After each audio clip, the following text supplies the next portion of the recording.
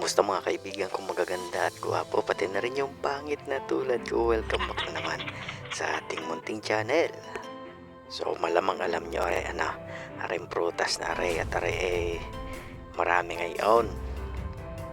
Kasagsagan ngayon yan, lalo na nung nakaraang buwan pa ay kasagsagan iyan.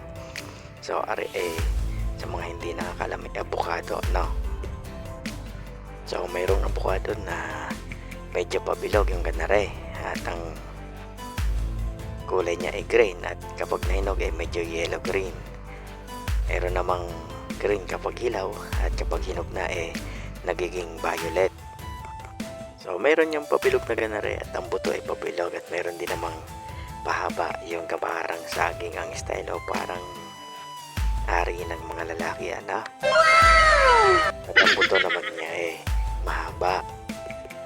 Pero alam nyo ga mga kaibigan na sa maniwala kayo at sa hindi, may ganaring buto na makakuha sa avocado, So yan ay napakaliliit. Tingnan ninyo maigi, So ganyan niya ang kanyang itsura. So nung unang kuha yan ay kulay green, at habang tumatagal ay nagiging ganyan nga ang kulay habang siya natutuyo. So yung isa diyan may ugat-ugat pa, tingnan ninyo. So yan ay napakaliliit, parang mangkit. So hindi naman siya bato. So hindi siya bato, siya ay buto lang na ganare na napakaliliit. Bukod doon may kasama siyang buto na malaki. At naari nga kanyang kasamang butong malaki. Yan. Hindi kayo malaki, So yan ay nakuha ko sa avocado na pabilog. Ari namang butong mahabang are. Buto are nung sinasabi ko nga na parang saging o parang ari ng lalaki na mahaba. So mayroon pang isa yan na mas maliit. Kung titingnan niya parang seedless yung avocado yan, at napakaliit ng kanyang buto.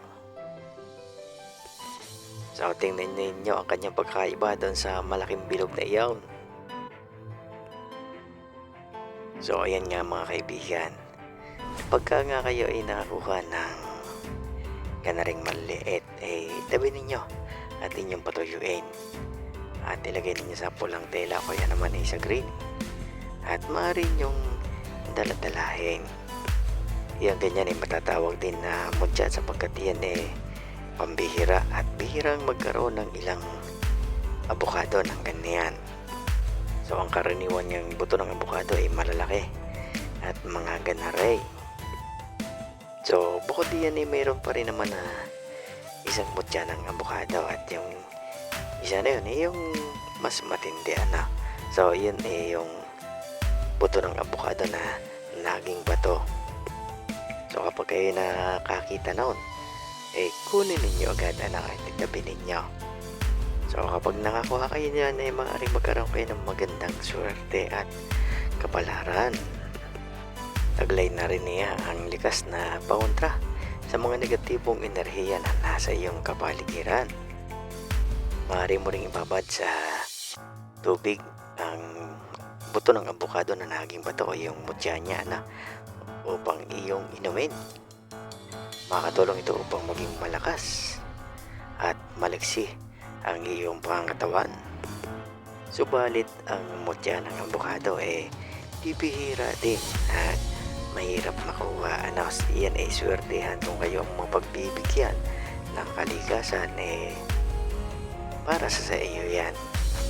Subalit kung hindi kayo mapagbibigyan kahit ilang sakong avocado ang iyong kainin, wala kayong makukuha niyan. Kaya naman kung wala ka nakuha, huwag kang mawala ng pag-asa, Ang gawin mo na lang kunin mo yung mga buto, linisan mo, hugasan mo, at iyong gadgarin, at maaari mo yung ilagay sa iyong mga alcohol o panghilot-hilot sa iyong katawan. Magaling din iyan na ilagay sa langis at ipanghilot, at nakakalis yan ng mga lamig-lamig at mga maga-maga ng iyong katawan. So, mas magaling na isama ninyo sa pagluluto o iluto ninyo. Di kay gagadgaran ninyo yung buto. Tapos kapag nagadgad na, ilagay mo yung langis. At isama mo siyang lulutuin. Dahil kapag yan ay hindi ninyo niluto, pagdating ng mga ilang buwan ay magkakaroon ng amoy yan. Kaya naman mas magaling na kapag sa langis ilalagay, lutuin ninyo upang mas kumapit sa langis yung galing ng ginadgad na buto ng abukado. Yan ang galing ng dalawang uri ng mutya na makukuha sa abukado. Shoutout si William Socias. Shoutout din sa Kadorok Vlogs. Sorry. Hanggang sa muli, good luck at bless at ingat kayo palagi.